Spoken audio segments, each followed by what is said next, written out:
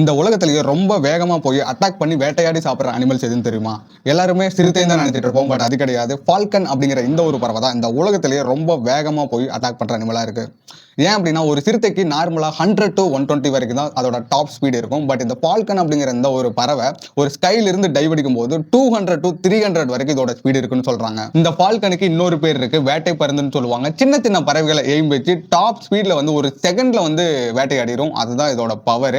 சரி, இதனால எப்படி இவ்வளவு வேகமா போக முடியுதுன்னு கேட்டீங்கன்னா, ஒரு கழுகோட வெயிட்டை விட இதோட வெயிட் ரொம்ப ரொம்ப கம்மியா இருக்கிறதுனால இதனால ஈஸியா டைவ் அடிக்க முடியும். ஸோ ஈஸியாவும் வந்து அட்டாக் பண்ணவும் முடியும். நான் ஏன் இந்த பறவையை பத்தி பேசணும்? ஏன்னா இதோட ஸ்பீடு அந்த அளவுக்கு இருக்கும். ஒரு எக்ஸாம்பிளுக்கு வச்சுக்கோங்க, நம்ம இந்திய ராணுவத்துக்கிட்ட பிராக்மோஸ் அப்படின்னு ஒரு மிசில்ஸ் இருக்கு சரியா?